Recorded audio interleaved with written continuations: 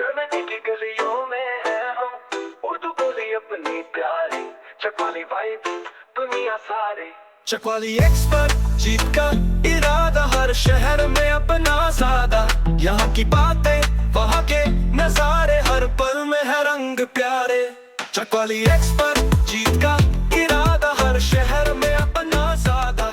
यहाँ की बातें वहाँ के नजारे, हर पल में है रंग। अस्सलाम वालेकुम everyone and welcome back to my YouTube channel. आज की व्लॉग में बेसिकली एक स्टार्ट ऑफ प्रिपरेशन है। मैंने अपनी इंशाल्लाह हाउस वार्मिंग करनी है, तो उसकी प्रिपरेशन के लिए मैंने टीमू से एक बहुत बड़ा हॉल मंगवाया है। साथ ही मैंने टीके मैक्स से भी ऑनलाइन ऑर्डर किया है, क्योंकि वहाँ जाने का हमारे पास बिल्कुल भी टाइम नहीं था। आजकल बहुत ही एक्सट्रीम किस्म की हमारी जो है ना मसरूफियत चल रही है, क्योंकि हम लोग अपना घर लिविंग रूम डेकोर कर रहे हैं।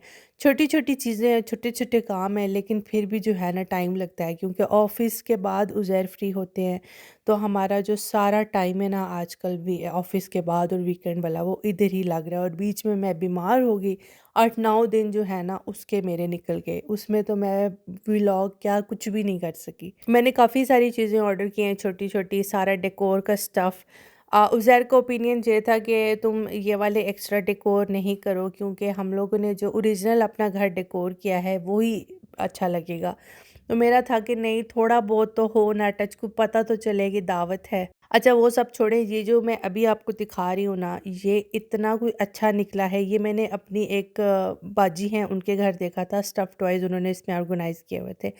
और इसकी असेंबलिंग भी बहुत ज़्यादा आसान थी। सबसे जो बड़ा वाला था वो यही 150 सेंटीमीटर था, और इसमें बहुत अच्छे से जो है ना बलिया के सारे स्टफ़ टॉयज़ बहुत अच्छे से मैनेज हो गए हैं। और ये कैंडल्स वगैरह ऑर्गेनाइज़ करने के लिए इसके अंदर कैंडल रख दो ना तो बड़ी प्यारी लगती है टेबल पे। ये वाली सेटिंग, ये फ्लावर्स मुझे बहुत ज़्यादा पसंद आए थे। मैंने कोई थीम वगैरह नहीं रखी, मैंने वाइट और ग्रीन ही चीज़ें ऑर्डर की हैं, क्योंकि मेरा ये ओपिनियन था कि अगर मैं एक दफ़ा कोई डेकोर के सामान ले रही हूँ तो वो मैं मल्टीपल ओकेजन्स पे फिर यूज़ भी कर सकूँ।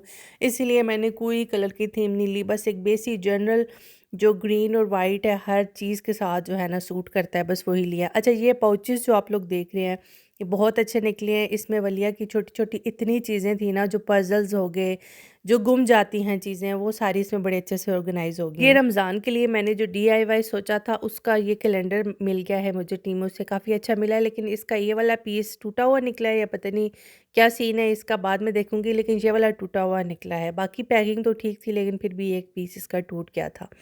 और कुछ बलून्स वगैरह मंगवाए हैं रमज़ान के और ईद के, क्योंकि मेरा था कि अभी ये एक ही दफ़ा मंगा लूँ बार बार, ताकि क्योंकि आई थिंक 30 यूरोज़ के बाद फ्री शिपिंग होती है ना, तो फ्री शिपिंग के चक्कर में जो है मैंने एक ही दफ़ा में सारा कुछ मंगवा लिया है। अभी रमज़ान का क्या डेकोर होगा, ये सारी चीज़ें जो है ना रमज़ान की व्लॉग में मैं इंशाल्लाह आपको बताऊंगी कि मैंने क्या DIY सोचा है वलिया का। अच्छा ये बारका लाउंजर का कवर मैंने मंगवाया है, लेकिन ये पिंक कलर का मैंने सोचा नहीं था, लेकिन जब मैंने इसको बिछाया तो फिर मुझे बहुत बुरा लगा, क्योंकि मेरा लिविंग रूम ब्लू है। तो ब्लू में पिंक बहुत ही अजीब लग रहा था, ऐसा लग रहा था जेंडर रिवील पार्टी हो रही है, इसलिए फिर मैंने ये वापस कर दिया था।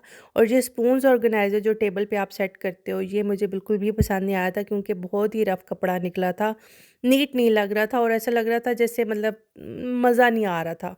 फ़ोटोज़ में अच्छा लग रहा था, लेकिन रियल में नहीं अच्छा लग रहा था, इसलिए ये तो मैंने रिटर्न कर दिया। अच्छा एक और TK मैक्स का पार्सल मैंने आपको शुरू में बताया था कि मैंने ऑनलाइन ऑर्डर किया फर्स्ट टाइम TK मैक्स से चीज़ें, तो लेट्स फाइंड आउट कि कैसा निकला है। सबसे पहले तो ज़बरदस्त पैकेजिंग, बहुत ही अच्छी पैकेजिंग थी, क्योंकि मैंने सारी नाजुक चीज़ें मंगवाई थी। आप लोगों को वूलवर्थ और एक्शन की व्लॉग में याद होगा मैंने मेंशन किया था कि मैं टैबलेट ढूंढ रही हूँ, तो वो जो टैबलेट मैं जिस किस्म की ढूंढ रही थी ना, वो मुझे TK मैक्स से मिली है ऑनलाइन। और मुझे श्योरिटी नहीं थी कि क्लिक एंड कलेक्ट में हम लोग जा पाएंगे या नहीं जा पाएंगे, तो फिर मैंने 6 यूरो शिपिंग दी है, और मैंने अपनी मर्ज़ी की चीज़ें मंगवाई हैं। सबसे पहले तो ये वाली ट्रे मुझे बहुत अच्छी लगी थी, ये काफ़ी अच्छी निकली है, और इसकी पैकेजिंग भी बहुत अच्छी थी।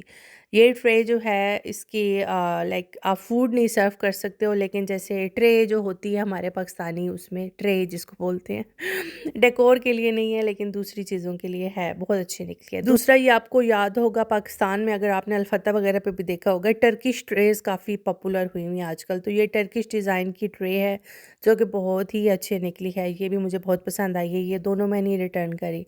हेलो किटी का लंच बॉक्स भी मिल गया था मुझे TK मैक्स से, वो भी ऑर्डर कर लिया था।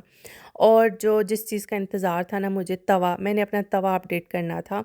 हनी कॉम्ब पैटर्न में मैं तवा ढूंढ रही थी, तो एग्जैक्टली ये हनी कॉम्ब तो नहीं है लेकिन उससे मिलता जुलता मुझे TK मैक्स से मिला है। और ये वाली टैबलेट जो कि मैं ढूंढ रही थी अपने डाइनिंग टेबल के लिए, अच्छी सी खूबसूरत सी कोई टैबलेट मुझे मिल जाती, वो मुझे TK मैक्स से मिली है। इसकी प्राइस 20 यूरोज़ थी लेकिन वर्थ इट, बहुत ही अच्छी लगी है मुझे। और तवे का मैं अभी ही रिव्यू दे देती हूँ, बहुत ही अच्छा तवा निकला है, रोटी इतनी जल्दी बन जाती है।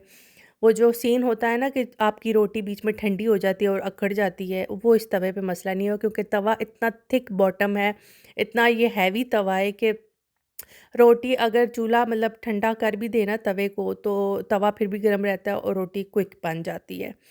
तो अब तक का 6 सालों में अगर कोई पहला तवा मुझे पसंद आया ना, इससे पहले IKEA का अच्छा लगा था लेकिन टू बी वेरी ऑनेस्ट वो कुछ टाइम के बाद ख़राब हो गया था।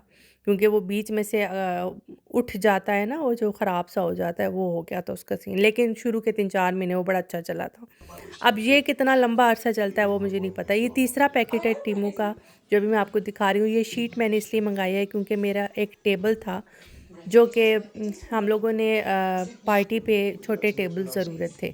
तो नए लेने की बजाय जो पुराने हैं ना, जो कि काफ़ी ख़राब हुए हुए हैं, उनके लिए मैंने शीट मँगवा ली है और उन पे मैंने ये शीट लगा दी है, तो बहुत अच्छे लग रहे हैं अब। और ये वो कुछ चीज़ें हैं जो कि मैंने सोचा था कि मैं ऑर्डर करूँगी, ये वो सारी चीज़ें, लेकिन इसमें से कुछ ज़्यादातर चीज़ें जो है ना वो मैं रिटर्न कर रही हूँ।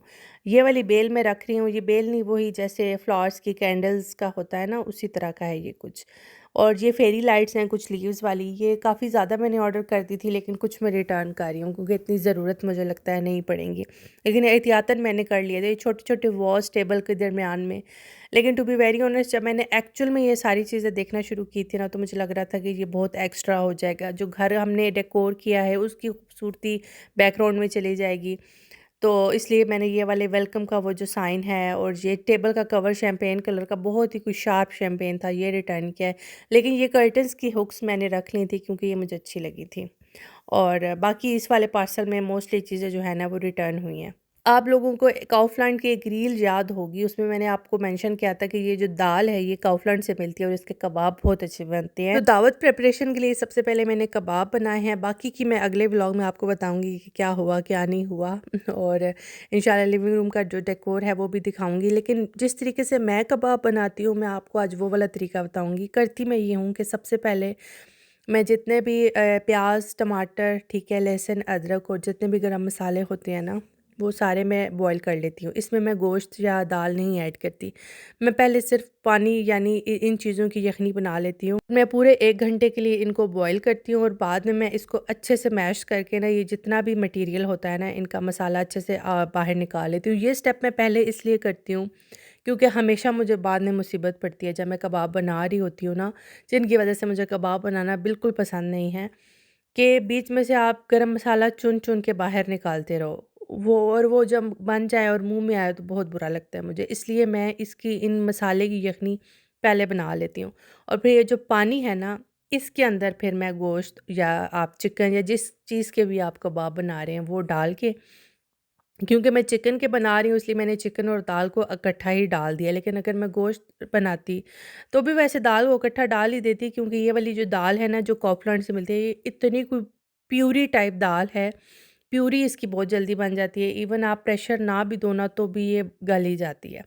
तो मैंने यहाँ पे पूरा जो 2 यानी कि 2 पैकेट होते हैं चिकन ब्रेस्ट के, जिसमें 1 पैकेट में आई थिंक 4 होते हैं, तो वो दोनों ले लिए हैं। शायद 1 स्टूक बीच में से बचा लिया था मैंने, वो डाल लिया, ठीक है। बीच में मैंने नमक ऐड किया था और मैंने लाल मिर्च ऐड की थी। इन 2 चीज़ों के अलावा मैंने और कुछ भी ऐड नहीं किया था और साथ ही दाल डाल दी थी और आई थिंक 7 टू 8 मिनट्स का मैंने प्रेशर दे दिया था। प्रेशर देने के बाद एक्स्ट्रा पानी मैंने कोई नहीं डाला था। पानी का मुझे मतलब अंदाज़े से ही मैंने उतना ही बनाया था कि जितना और ना डालना पड़े बीच में। तो उसके बाद ना इसकी ऑटोमेटिकली इस तरीके से शक्ल निकल आई थी और बस आपने इसको मैश कर लेना है या तो चम्मच से, लेकिन चम्मच से थोड़ा-थोड़ा मैश करने के बाद मैंने इसमें जो हैंड ब्लेंडर होता है ना, वो किया था। लेकिन वो इतने एहतियात से आपने करना है कि फ़ौरन करते करना है और उठा देना है, उसको करना है और उठा देना है, ताकि बिल्कुल ये कीमा और खिचड़ी ना बने, थोड़ा-थोड़ा रेशा इसका कायम रहे। इसके बाद मैंने इसमें 2 अंडे लिए हैं और एक ये वाला जो साइज़ है मीडियम साइज़ का प्याज, 2 हरी मिर्चें, थोड़ा-सा धनिया और थोड़ा-सा पुदीना। ये सब मैंने अच्छे से चॉप कर लिया है और उसको बीच में मैंने ऐड कर दिया है। पुदीना भी मैं ऐड करती हूँ क्योंकि खुशबू बहुत अच्छी आती है। और अंडे यूजुअली कुछ लोग नहीं डालते हैं लेकिन मैं डाल देती हूँ क्योंकि मेरे से ये काम हो जाते हैं। मसला मुझसे शेप का होता है, शेप में नहीं बनती मेरे से, वो अभी आप लोग देखोगे भी कि मेरे से नहीं बनती। मैं पाकिस्तान से कबाब मेकर लेके आई थी, वो जो रेड कलर का नहीं होता जिसे प्रेस करते थे तो निकल आते थे, लेकिन वो मेरा टूट गया है।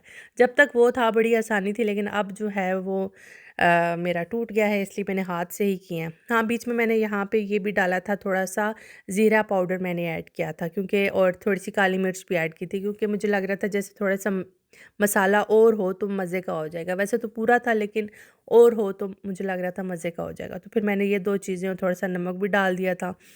बहुत ही कोई गंद मचा हुआ था लेकिन मसला ये था कि मेरी बहन कहती है कि जब कबाब थोड़े-थोड़े गर्म होते हैं तो ही इनको बनाया करो, और अगर मैं पीछे सफाइयाँ करने शुरू हो जाती व्लॉग के एस्थेटिक्स के पीछे तो मसला हो जाता। अच्छा, मैंने इसमें थोड़ा-सा चाट मसाला भी ऐड किया था। जहाँ पे मेरे आके बिल्कुल कबाब रेडी हो गए थे और साथ में फिर मैंने चूल्हा भी साफ़ कर लिया था। मैंने कहा पहले इससे पहले ये दाग पक्के हो जाएँ, पहले ये वाले साफ़ कर लूँ मैं, ताकि आप लोगों को भी तसल्ली हो जाए क्योंकि मुझे पता है कुछ लोगों को बहुत ज़्यादा प्रॉब्लम होती है अगर कोई वीडियो बना रही हूँ मैं और पीछे कुछ गंद हो, किसी को नज़र आ रहा हो, तो जिन लोगों जो बहुत ज़्यादा सफाई पसंद है ना, वो बड़े डिस्टर्ब हो जाते हैं। तो ये उन लोगों की सैटिस्फैक्शन के लिए है कि मैं चूल्हा साफ़ कर लिया था, ओके। अच्छा, कबाब और नगेट्स की स्टोरेज के लिए ये वाला जो है ना, ये मैंने टीमू से ऑर्डर किया था लास्ट ईयर और बहुत ही कोई अच्छा निकला था। इसमें बड़े आराम से जो है ना फ्लैट पोजीशन में कबाब हो जाते, इवन अगर ऊपर मैं बटर पेपर दूँ ना और एक और लेयर भी कबाब की डाल दूँ तो भी आ जाते हैं पूरे बीच में। लेकिन मैंने कबाब इतने ही बने, आई थिंक 30 प्लस कुछ बने थे कबाब, जो कि इनफ हो गए थे। टोटल 25 लोग बन रहे थे, पहले 32 बन रहे थे लेकिन फिर कुछ लोग एब्सेंट थे तो अब टोटल 25 लोग हो रहे हैं। तो 25 के लिए जो है ना मैंने फिर जितनी क्वांटिटी मुझे कबाबों की चाहिए थी उतनी बन गई थी। और ये वाला जो ऑर्गेनाइज़र अभी जो देख रहे हैं, ये चीज़ ऑर्गेनाइज़र होता है, लिडल पे आया हुआ था तो वहाँ से मैंने ले लिया था और ये फ्रीज़र में बड़े अच्छे से मेरे एडजस्ट हो जाते हैं। आने वाले जो 2 व्लॉग्स हैं वो बहुत ज़्यादा इम्पोर्टेंट हैं, वो आप लोगों ने नहीं मिस करने हैं। अगर आप लोग मेरे चैनल पे न्यू हैं तो प्लीज़ सब्सक्राइब लाज़मी कीजिएगा। इंशाल्लाह मिलते हैं अगले व्लॉग्स में। अपना बहुत सारा ख्याल रखिएगा, दुआ में याद रखिएगा। ओके, बाय, चाओ।